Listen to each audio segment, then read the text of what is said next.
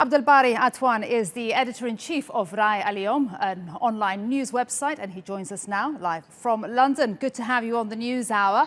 I want to start with a quote from the Turkish president. Just hours ago, he gave his reaction to Trump's deal. He said, even though some Arab countries have turned their back on the Palestinians, we continue to support their rights. What do you make of the Arab world's reaction?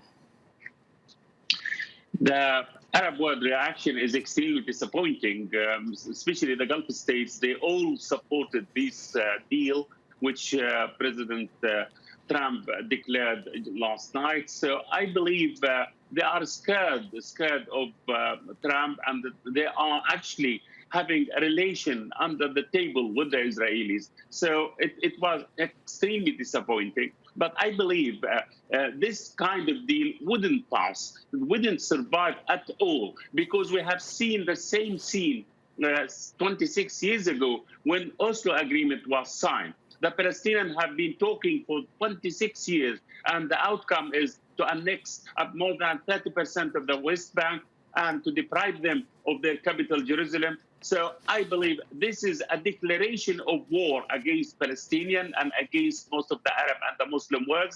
And I believe there will be a huge repercussion and could ignite a lot of actually demonstration, maybe a new intifada in the occupied territories and the West Bank in particular. So I believe this will destabilize the whole of the Middle East, and Israel wouldn't emerge a winner in the long run. And this deal wouldn't save the corrupt president of the United States and also the Israeli who are facing impeachment now. So I think it is some sort of a big lie, and this lie wouldn't be accepted by most of the Arab and the Muslim world.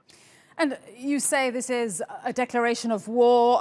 Some of the Gulf countries were even scared. This is disappointing. But do you think the Palestinians and the Arab countries have, let's call it, the energy and will to unite and tackle this?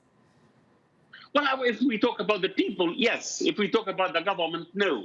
I have to remind you and all the audience here, the Arabs managed to liberate southern Lebanon from the Israeli occupation, and the Palestinians managed to liberate Gaza from the Israeli occupation. So I believe it is a matter of time. Okay, maybe Trump now is actually trying to save himself, giving the Israeli everything, but it wouldn't last. I believe the intifada of the Palestinians actually imposed the Palestinian will on the international community, and I believe they are the international legality. So, and there will be a resistance to the Israeli occupation in the few maybe months or few years coming. So I'm completely optimistic that this kind of deal wouldn't actually succeed at all, and it will be resisted by the Palestinians because it gave them nothing, and even it will be definitely more annexation of the Palestinian land. Now they are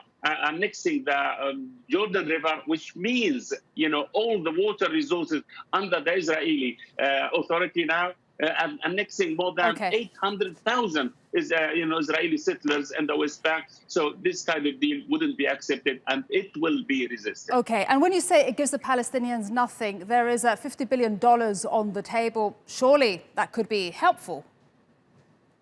Well, to be honest, yes, maybe the American will use the Arab money. This money actually will come from the Gulf states in particular. There was a conference held in Manama in Bahrain 6 months ago, and they located this $50 billion. So they want to sell the Palestinian cause for $50 billion.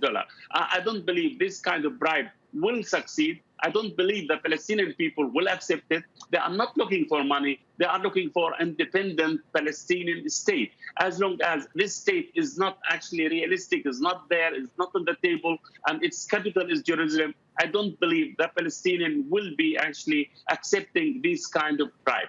Maybe, okay, the Arab country will donate this money, but it wouldn't work. So I am really confident that the Palestinian people who are demonstrating now on the streets, and could be also more struggle inside the West Bank and Gaza Strip against the Israeli occupation. So, okay, they put it in paper, it wouldn't work, and it will be resisted. Do you think Saudi Arabia's commitment to the Palestinians has been diluted?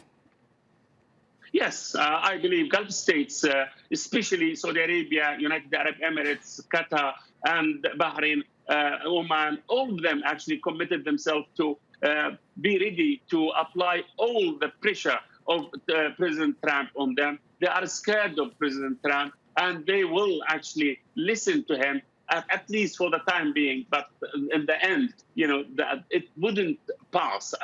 Because how much they represent of the Arab world? Less than 10% of the whole of the Arabs. We have to remember that 90% of the Arab people and 90% or 100% of the Muslim people are against this deal. So how it is going to work? I don't believe Gulf state can indicate their will on the Palestinian people, on the Arab people. It is actually misleading to say those people have the final saying when it comes to the Palestinian question. The Palestinian people, the Arab people, the Muslim people, who will decide in the end.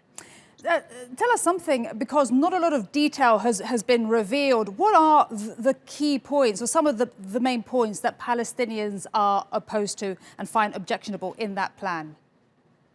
Well, actually, there are several points. The first one, the Palestinians have to accept Israel as a Jewish state. So it means there is no place for 1.5 million Arabs there. Second, it means the annexation of 30% of the West Bank. Jerusalem is a non-negotiable issue. It will be the final or the united capital of the Israeli state. And also, there is no right of return for the Palestinian people at all. There are about 6 million Palestinians in the diaspora. Those people are not allowed to have any right, to have any compensation, to have any return to their territories. And finally, disarm Hamas and and also the other Palestinian factions, and it means a war against Gaza. So President Trump, by this deal, actually legalizing a war, Israeli war against Gaza.